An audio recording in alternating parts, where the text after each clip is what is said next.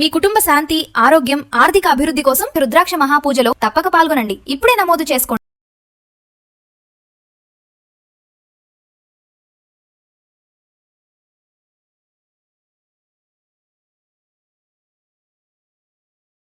నమస్తే, welcome back to Suman TV. Present మనతో పాటు ఉన్నారు స్టాక్ మార్కెట్ అనలిస్ట్ సుందరరామరెడ్డి గారు. నమస్తే సార్. నమస్తే.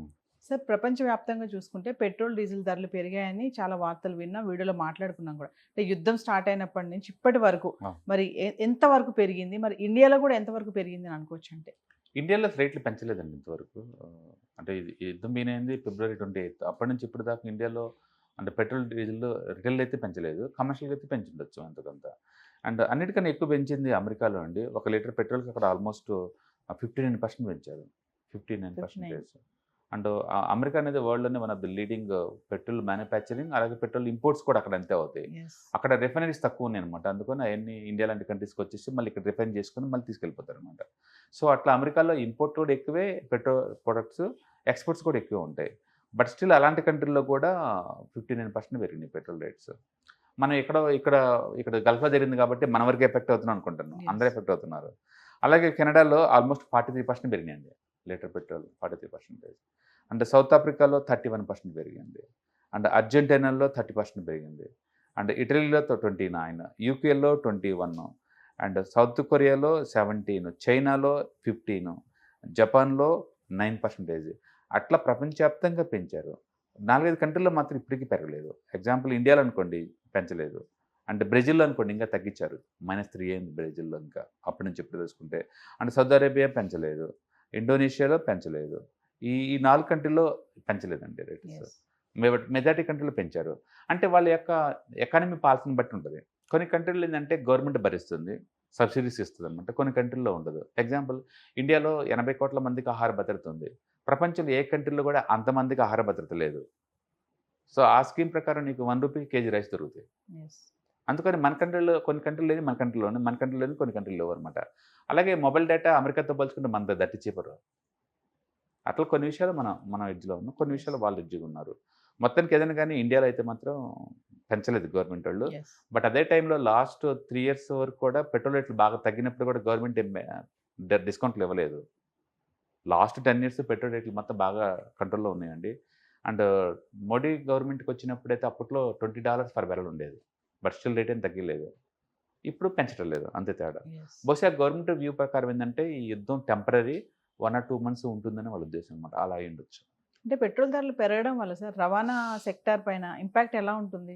డెఫినెట్గా టోటల్గా ఇన్ఫ్లేషన్ పెరిగిపోద్ది. ఎందుకంటే ప్రతిదీ ట్రాన్స్పోర్టేషన్ కదా. కూరగాయలు అనుకోండి పల్లెటూరు నుంచి సిటీ రావాలి కదా, ట్రాన్స్పోర్టేషన్ ఖర్చు ఇన్వాల్వ్ అవుతాయి కాబట్టి రేట్లు పెంచుతారు.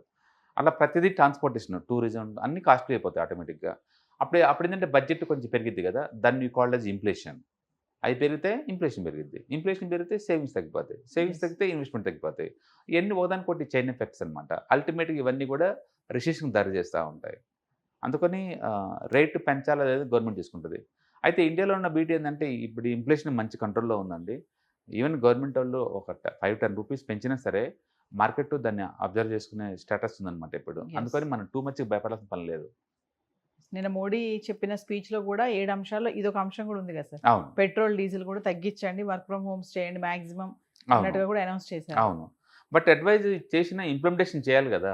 పాలసీ క్యాబినెట్ మీటింగ్ నుంచి వస్తే మ్యానిటరీ అయిపోద్ది. ఇప్పుడు గవర్నమెంట్ వాళ్ళు క్యాబినెట్ మీటింగ్లో పెట్టేసి అండ్ గవర్నమెంట్ ఆఫీసులు ఏ సర్వీసింగ్లో ఉన్నాయో వాటన్నిటికీ వర్క్ ఫ్రమ్ హోమ్ అన్నారనుకోండి, అది ఆటోమేటిక్ ఇంప్లిమెంటేషన్ జరిగింది. అలాగే ఇండస్ట్రీ వాళ్ళకి నోట్ పంపించారనుకోండి, వీక్లీ ఒక 2 days అన్న ఇచ్చేసేయండి అని, అది వర్కౌట్ అవుతుంది.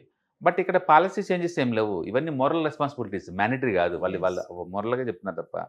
బట్ అంతెందుకు, మోడీ గారు చెప్పి ఇప్పుడు 2 days అవుతుంది. ఇండియాలో ఏ పొలిటీషియన్ కారు క్యాన్వై తగ్గించుకున్నారు? మినిస్టర్లు ముందుకెళ్తే ముందు 10 కార్లు అనుకో 10 కార్లు వెళ్తుంటాయి. ఎవరు తగ్గించుకున్నారు?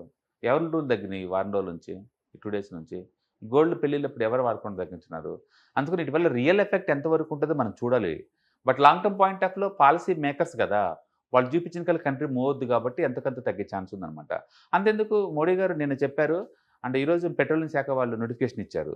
ఇండియాలో కనుక ఏదన్నా పెట్రోల్ నిల్వలు కనుక మీరు డెవలప్ చేస్తే మీకు గవర్నమెంట్కి ఇవ్వాల్సిన రాయల్టీని తగ్గించుకుంటా ఉన్నారు గవర్నమెంట్ వాళ్ళు. ఓవర్నెట్లో జీవో పాస్ చేశారు. అంటే గవర్నమెంట్ దగ్గర నుంచి స్పీడ్గానే ఉన్నారు. అంటే గవర్నమెంట్ వాళ్ళు కూడా లోకల్ ప్రొడక్షన్ పెంచింది, ఆల్మోస్ట్ 50% పెంచారు. Local productivity. అంటే గవర్నమెంట్ వాళ్ళు స్పీడప్ చేస్తున్నారు.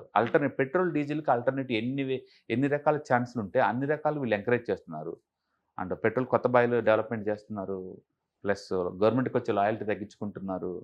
ప్లస్ ఎక్స్పోర్ట్ కానివ్వకుండా వాటి మీద ట్యాక్స్లు వేస్తున్నారు. అంటే గవర్నమెంట్ పరంగా చేస్తున్నారు. ఇథనాల్ బ్లెండింగ్ 20% మ్యాండేటరీ చేశారు. ఇథనాల్ తగ్గించారు. అట్లా ఆల్టర్నేటివ్ చేసుకుంటూ వస్తుంది. బట్ ఆ స్పీడ్ చాలదు ఇంకా. బట్ ఏదైనా కానీ వరల్డ్ వైడ్గా ఈ క్రూడ్ రేట్లు మేబీ $90 per barrel అలా వచ్చేంత వరకు కూడా ఈ స్ట్రెస్ మనకు ఉంటుందండి. అంటే India growth, India prospect India చేతిలో లేదు, ఎక్స్టర్నల్ ఫ్యాక్టర్స్ మీద ఉంది. ఈ ఎనర్జీ డిపెండెన్స్ ఎంత త్వరగా చేసుకుంటే మన అంత బెటరు. బట్ 10 years బ్యాక్తో పోల్చుకుంటే ఇప్పుడు బెటర్ పొజిషన్ ఉంది, అందులో డౌట్ లేదు. కాకపోతే ఒకటి సాక్షాత్తు ప్రధానమంత్రి చేతి నుంచి వచ్చింది కాబట్టి ఈ నోటి మాట నుంచి వరల్డ్ మొత్తం ఈరోజు డిస్కస్ చేస్తుంది వాటి గురించి. And they do find some solutions definitely. Thank you.